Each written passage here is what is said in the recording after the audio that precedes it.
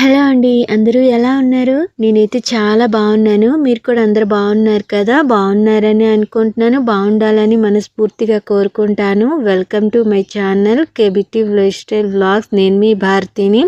ఈరోజు వీడియోలో గోంగూర చికెన్ చేసి చూపిస్తున్నాను. ఇంకా చికెన్ ఫ్రై చూపిస్తున్నానండి.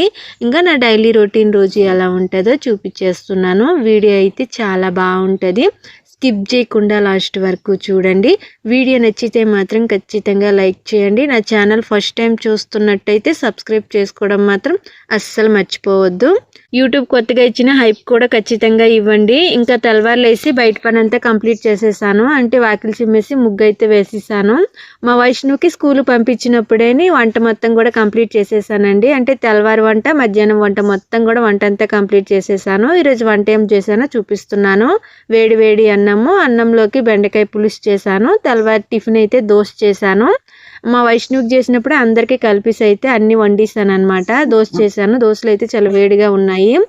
ఇంకా దోశలోకి చట్నీ అయితే పల్లీలుండి పచ్చిమిరపకాయలు వేసి చట్నీ చేశాను. ఇంకా పచ్చడి అయితే ఖచ్చితంగా మా ఇంట్లో ఉండాలి కాబట్టి రోటీ పచ్చడి కూడా దంచాను. ఎండిమిరపకాయలున్ని పల్లీలు వేసేసి అయితే రోటీ పచ్చడి దంచాను. ఇంకా తెల్లవారి మధ్యాహ్నం వంట అయితే పూర్తిగా కంప్లీట్ అయిపోయింది. మళ్ళీ నాకు వంట పని అయితే ఏమీ లేదు. ఇంకా సాయంకాలం 3 గంటలకి ఇలా అయితే మా ఇంటి పక్కనే ఉన్న చించెట్టు దగ్గరికి అయితే వెళ్ళాను. కొన్ని చింతకాయలు కోసుకొద్దామనేసి, అంటే చింతకాయ పచ్చడి దంచుదాం అనుకుంటున్నాను. చాలా రోజులు అయ్యింది చింతకాయ పచ్చడి తిని. ఇంకా చింతకాయలు కూడా చాలా లేతగా ఉన్నాయి. అదిగాక మా ఇంటి పక్కనే కదా చెట్టు అనేసి కొన్ని కోసుకొద్దామనేసి అయితే వెళ్ళాను. ఇంకా మా మావయ్యని కూడా తీసుకెళ్ళాను. ఒక్కదాన్ని కోయలేకపోతున్నానని. కాయలేమో కిందకే ఉన్నట్టుగా కనిపిస్తున్నాయి కానీ అస్సలు అందటం లేదండి. కొయ్యడానికి కొద్దిగా కష్టంగా ఉంది. ఇంకా మా మావయ్య కొన్ని కాయలు అయితే కోసిచ్చాడు. ఇంకా నేను కూడా కొన్ని కాయలు కొయ్యడానికి అయితే ట్రై చేశాను కానీ నాకైతే కాయలు ఏవి దొరకలేదండి.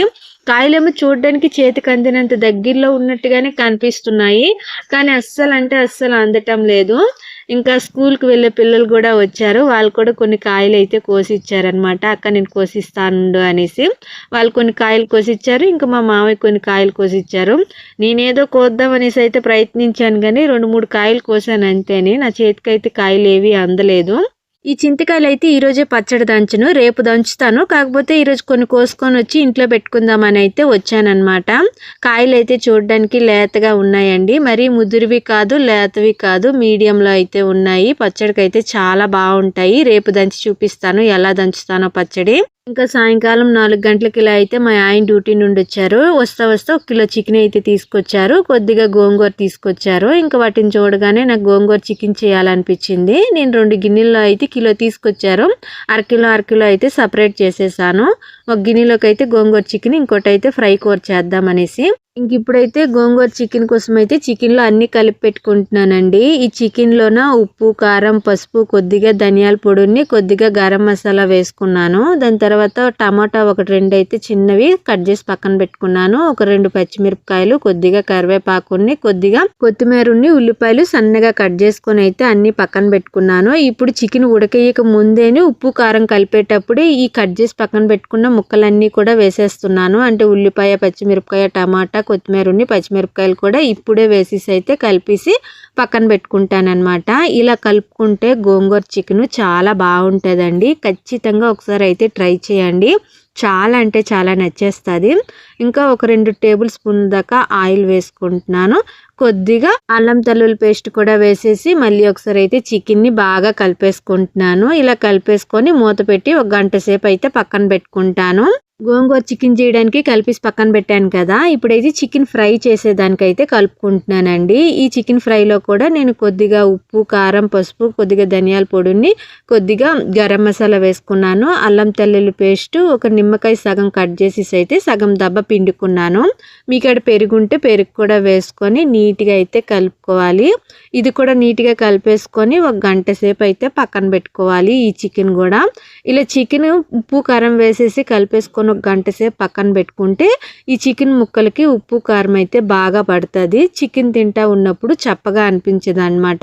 వెంటనే చికెన్ వండేసామనుకోండి ముక్కలు కొద్దిగా చప్పగా అనిపిస్తాయి. ఉప్పు కారం సరిగ్గా పట్టవు. ఉప్పు కారం కలిపేసి 1 గంట సేపు పక్కన పెట్టుకున్న తర్వాత చేసుకుంటే తినడానికి అయితే చాలా అంటే చాలా టేస్టీగా అనిపిస్తాయి. ఇంకా నేనైతే రెండిటికి కలిపేసి అయితే పక్కన పెట్టుకున్నాను. గంట తర్వాత ఈ చికెన్ అయితే వండుతాను. ఈ గంటలోపు నేనైతే సాయంకాలం అయిపోయింది కాబట్టి ఇంటి ముందు వరకు అయితే వాకిలి చిమ్మేసుకుంటున్నాను.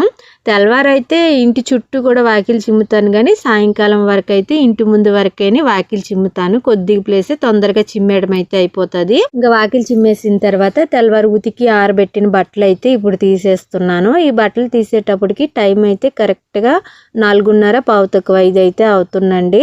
ఇంకా బట్టలు అయితే అన్ని తీసేస్తున్నాను. బట్టలు అయితే ఈరోజు ఎక్కువగా ఏం లేకుండా ఉతకడానికి కొద్దిగానే ఉన్ను, అందుకని తీసే కూడా ఎక్కువగా లేవన్నమాట. ఈ బట్టలన్నీ తీసేసి ఇప్పుడే మడత పెట్టను. అంటే చికెన్ వండడం అంతా వంట అంతా కంప్లీట్ అయిపోయిన తర్వాత రాత్రికి అయితే మడత పెట్టుకుంటాను. ఇంకా మా కోడి అయితే ఇది పొదగేసేది చూపించాను, కానీ పిల్లలు చేసేది చూపించలేదు కదా. పిల్లలు అయితే 6 పిల్లలు చేసిందండి, 10 గుడ్లు వేస్తే. నేను ఈ కోడిని పొదిగి దింపేటప్పుడు కూడా వీడియో పెడదాం అనుకున్నాను, కానీ మా మావయ్య నాకు తెలియకుండానే ఈ కోడిని అయితే పొదిగి దింపేశాడు. ఇంకెందుకులే అనేసి వీడియో అయితే పెట్టలేదన్నమాట. కోడి పిల్లలు అయితే చూడడానికి చాలా క్యూట్గా ఉన్నాయండి. ఇంకా గోంగూర చికెన్ చేస్తానన్నాను కదా, ఒక 4 కట్టలు అయితే తీసుకొచ్చారు గోంగూర. అందులో ఒక 2 కట్టలు మాత్రమే గోంగూర చికెన్ చేయడానికి తీసుకున్నాను. మిగతా 2 కట్టలు రేపు గోంగూర పచ్చడి చేసుకోవడానికి అయితే పక్కన పెట్టేశాను. ఈ 2 కట్టలు అయితే ఇప్పుడు నీట్గా చేసుకుంటున్నాను. గోంగూర అయితే 2 కట్టలు సరిపోతుందండి ఒక అరకిలో చికెన్కి. నేను కొద్దిగా చికెనే చేస్తున్నాను కదా, ఎక్కువ చికెన్ చేసుకుంటే ఎక్కువ గోంగూర తీసుకోవాలి. అలానే ఈ గోంగూర ఎక్కువగా చికెన్ కన్నా ఎక్కువ తీసుకున్నాం అనుకోండి ఇంకా పుల్లగా ఉంటుంది చికెన్ కూర, అందుకని అంత ఎక్కువగా తీసుకోకూడదు, కరెక్ట్ క్వాంటిటీలో తీసుకోవాలి. ఇంకా గోంగూర చిక్కడం అయిపోయిన తర్వాత నేనైతే పొయ్యి మంట వేసుకుంటున్నాను. ఈ కట్టెల పొయ్యి మీదే కూర 2 కూడా చేద్దామని అయితే అనుకుంటున్నాను. ఈ 2 చేసేటప్పటికి అలగలేదనే చీకటి అయితే అయిపోతుందండి. ఎంతవరకు చీకటి ఉండదో అంతవరకు చేస్తాను, మిగతాది గ్యాస్ మీద అయితే పెట్టేద్దాం అనుకుంటున్నాను.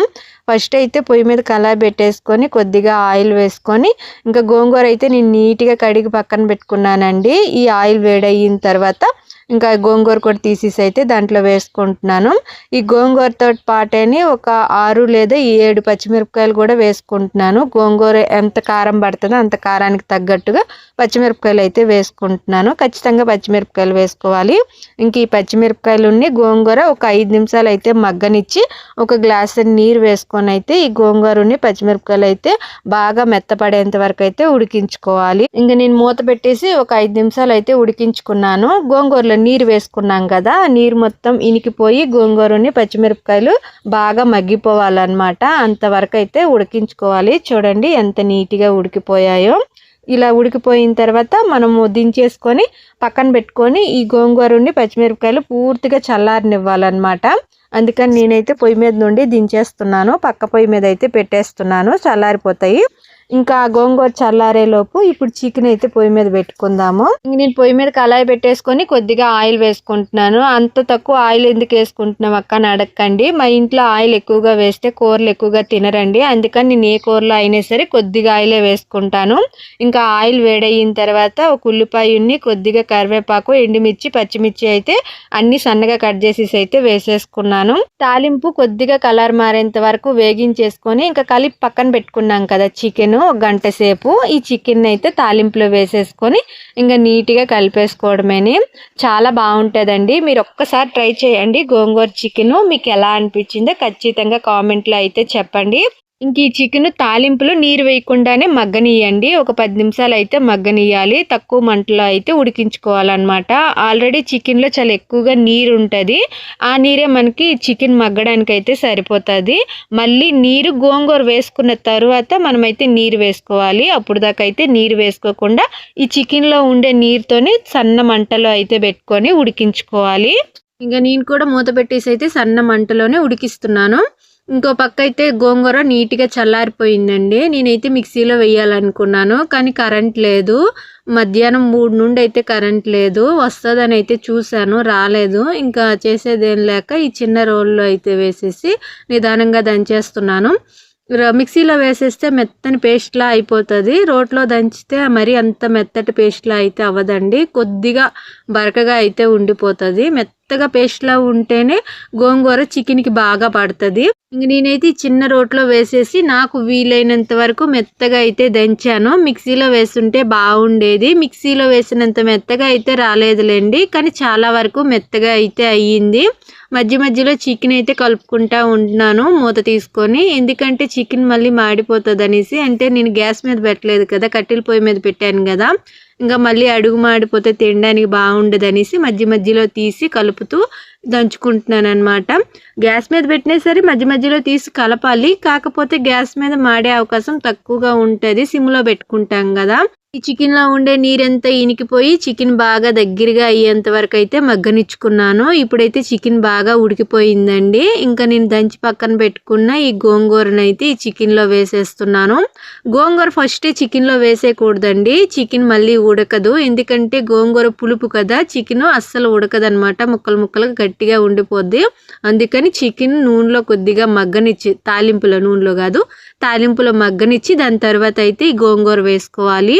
చికెన్లో ఉండే నీరుతోనే చికెన్ ఆల్మోస్ట్ ఉడికిపోతుందండి, అంత ఎక్కువగా చికెన్లో నీరు ఉంటుంది. ఇంకా నేనైతే గోంగూర వేసేసిన తర్వాత ఈ గోంగూర కూడా కొద్దిసేపు అయితే చికెన్ మొత్తంకు బాగా కలిసేలాగైతే కలుపుకుంటున్నాను.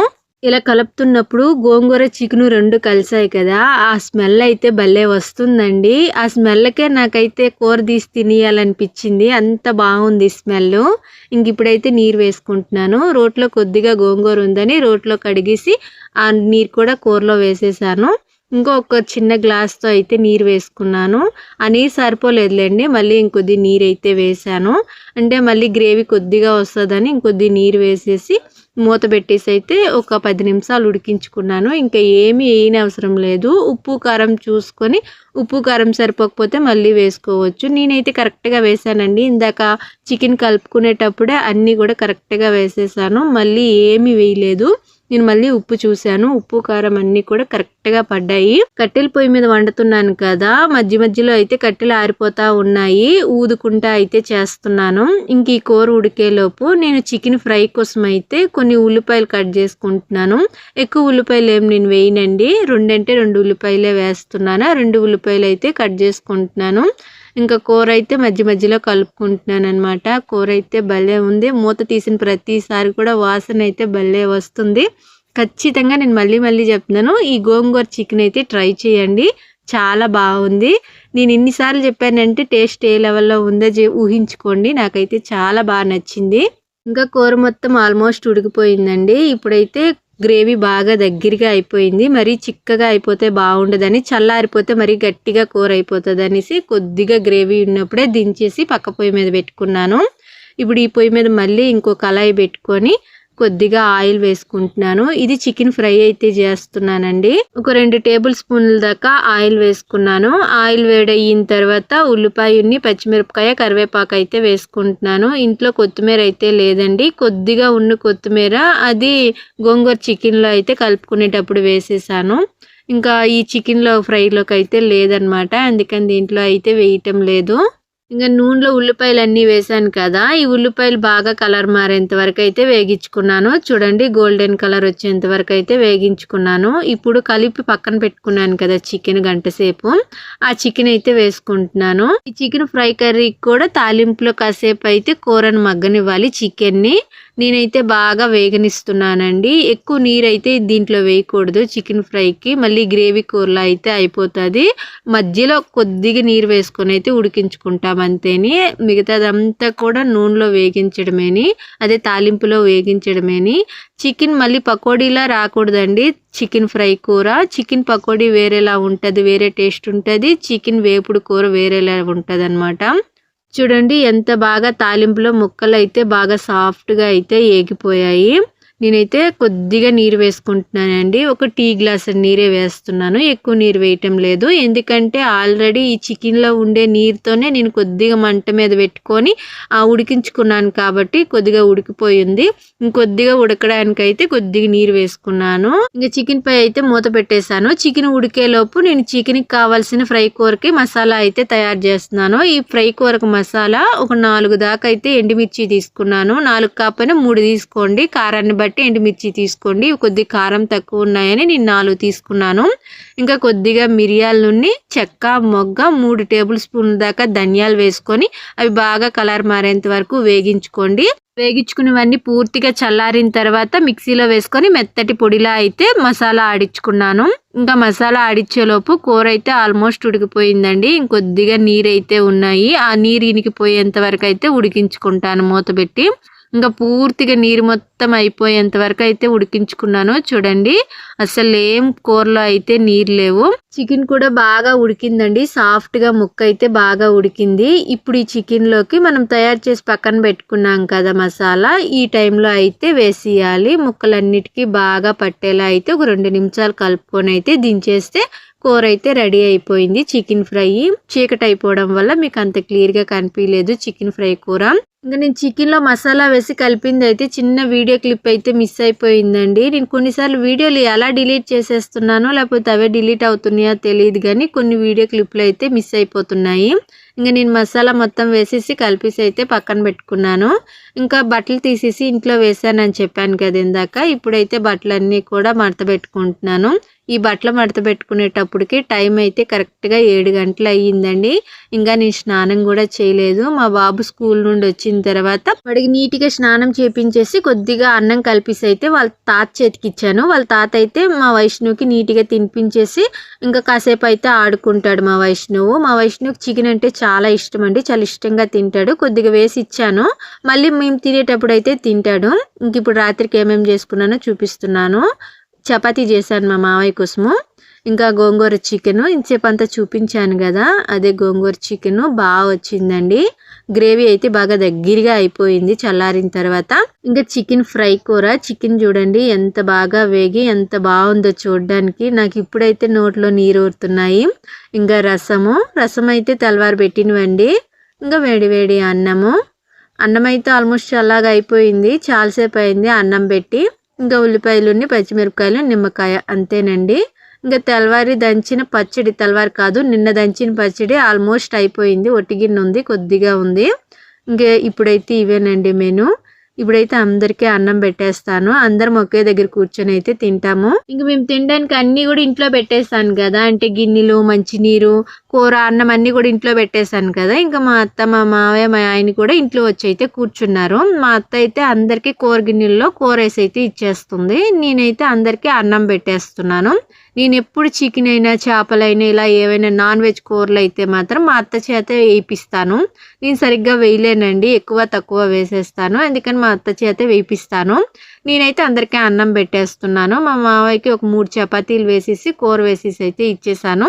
ఇంకా మా అత్త అయితే 2 కూరలు కూడా అందరికీ వేసి ఇచ్చేసింది. ఇంకా మా వైష్ణవు చూడండి ఇందాకే తిన్నాడు, మళ్ళీ వాళ్ళ తాత దగ్గర నిల్చొని అయితే తింటున్నాడు. నేను ఇప్పుడు నా ప్లేట్లో వేసేది అయితే మీకు చూపిస్తున్నాను. నేను కొద్దిగా అన్నం పెట్టుకొని మా అత్త నాకు ఫ్రై కూర వేసింది. ఇంకా గ్రేవీ కూర అయితే అదే గోంగూర చికెన్ కర్రీ అయితే వేసి ఇచ్చింది. ఇది నా ప్లేట్ అనమాట. ఇంకా ఒక 2 ఉల్లిపాయలు, ఒక నిమ్మకాయ, ఒక పచ్చిమిరపకాయ అయితే పెట్టుకున్నాను. పచ్చిమిరపకాయ తిన్నగానే పెట్టాను అనమాట. గిన్నెలో అన్ని వేసిన తర్వాత గిన్నె దిక్కు చూస్తుంటే భలే కలర్ఫుల్గా ఉంది కదా, చూస్తుంటే తినాలనిపిస్తుంది. నాకు ఈ వాయిస్ ఓవర్ ఇచ్చేటప్పుడు ఆ గిన్నె చూస్తుంటే తినాలనిపించింది. అంటే ఆ రోజు ఆ 2 కూడా అంత బాగా కుదిరాయి. చికెన్ ఫ్రై, గోంగూర చికెన్ అంత బాగున్నాయి. అందుకని ఇప్పుడైతే అందరం కూర్చొని తినేస్తున్నాము. మేము ఎప్పుడైనా సరే నాన్ వెజ్ కూరలు అయినప్పుడు మాత్రమే అందరం కలిసి తింటామండి. మామూలు వెజ్ కూరలు ఉంటాయి కదా, అవి చేసేటప్పుడు మాత్రము ఎవరికి ఎప్పుడు ఇష్టమైతే అప్పుడు తినేస్తారనమాట. ఒక్కొక్కరు ఒక్కొక్క టైంలో తింటారు. కానీ చికెన్ కానీ, చేపలు కానీ, మటన్ కానీ ఏదైనా వండినప్పుడు మాత్రము ఇలా అందరం ఒకేసారి కూర్చొని అందరం కలిసి తింటాము. ఇంకా మా వైష్ణవ్ అయితే ఖచ్చితంగా వాళ్ళ తాత దగ్గర మాత్రమే తింటాడు. ఇంతమంది తింటున్నామా నా దగ్గరికి కూడా రాడు, వాళ్ళ తాత దగ్గర మాత్రమే తింటాడు. వాళ్ళ తాత దగ్గర ప్రతి పని కూడా వాడికి అలవాటు అయిపోయిందండి. తెల్లవారు లేచిన తర్వాత స్కూల్కి బయలుదేరేటప్పుడు కూడా వాళ్ళ తాత దగ్గర ఉండే బయలుదేరతాడు. అన్ని పనులు కూడా వాళ్ళ తాత చేతే చేపిస్తాడు. మా మావయ్యకి వయసు అయిపోయి మా మావయ్య చేయలేకపోతా ఉంటాడు.